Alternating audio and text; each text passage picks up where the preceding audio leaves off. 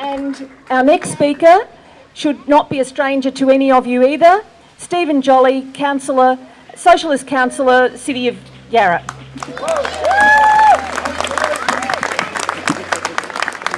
Thanks, Jill. Friends, what has happened here on the streets of Yarra over the last 3 weeks has put a spanner in the works of the state government's plans. They and the LMA and the corporate backers thought they could come to Yarra with a wrecking ball, tear down houses, destroy businesses and property values, and build a road that won't work because everybody will turn off on Hoddle Street because they're not going to the west in the main. The most unpopular, the most expensive road in the history of Australia.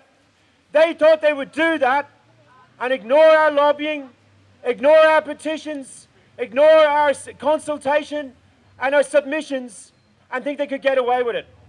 Well, they have hit a rock. What the people of Yarra have done in the last 3 weeks has been an absolutely magnificent direct action and, as I say, a spanner in the works.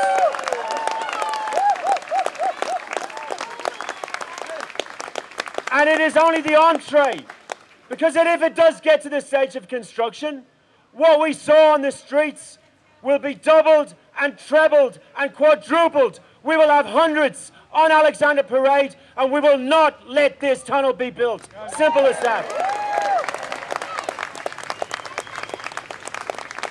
Now, they threw everything. The police, in between raiding bikies, were hassling the people of Yarra. They threw the media with the most horrendous Red Scare campaign we've seen in this town for 30 years.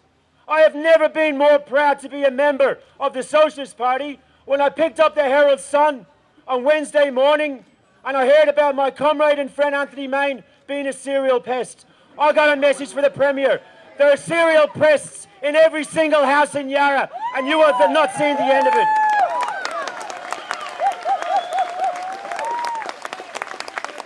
Now, where do we go from here?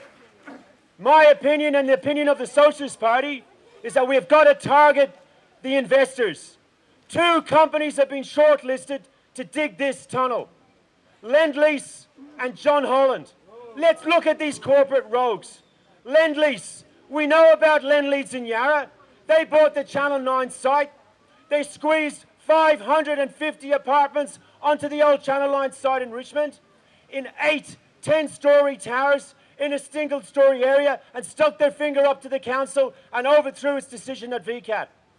We know that this same company last year, Lend-Lease, was found guilty of the biggest fraud in the history of New York and last year had to pay $56 million in fines in New York. The head of their New York office is about to be sentenced, they say in the New York Times, to 20 years in jail.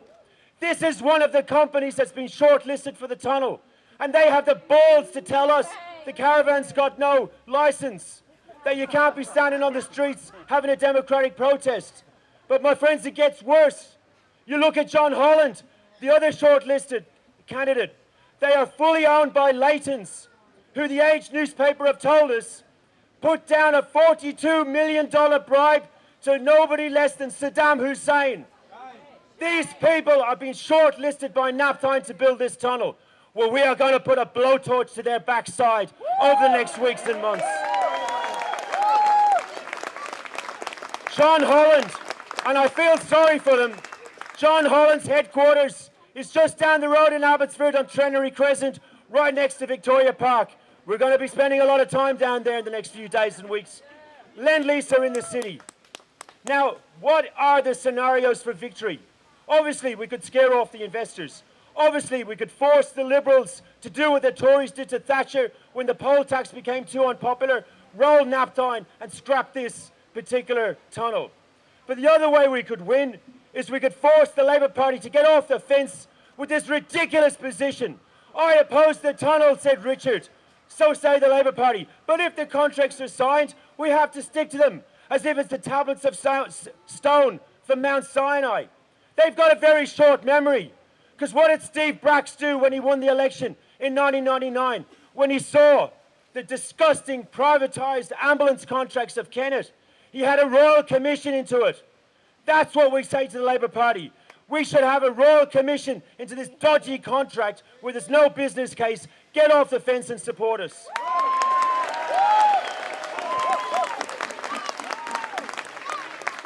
Because when they say they're not going to tear up the contracts, what they're saying is a contract between a corporate criminal like Lend-Lease or John Holland and this disgusting government is more important than people's homes. You've got some balls coming to this rally and saying that here today. That is not acceptable. If the Labour Party want to win this election, change their position and come in touch with the local community and scrap these contracts if they win the election in next November. The last point I want to make is directly to Dr. Napthine. You are messing with the wrong people. This is a community that saved Richmond Secondary College, that saved Fitzroy High School, that saved Fitzroy Pool, that saved Abbotsford Convent. And at the start of this year, we stopped this government privatising the green space around the high-rise on our public housing estates in Richmond and in Fitzroy. And if you think you can come in here with your wrecking balls and your corporate criminals and destroy people's homes and livelihoods and futures and put a north-south divide in Yarra, you've got another thing coming. Because we're going to stop this tunnel and we're going to build a new society where we're not having a city of Mac mansions and high-rise towers joined by roads, hanging out in shopping centres. We are going to open up, not only by winning this tunnel will we stop the tunnel, we will open up a debate about what type of Melbourne and what type of society we need. And it's very, very different than what Napthine and his mates have. Let's stick fat and let's aim our target now, John Holland and Lend-Lease. Thank you.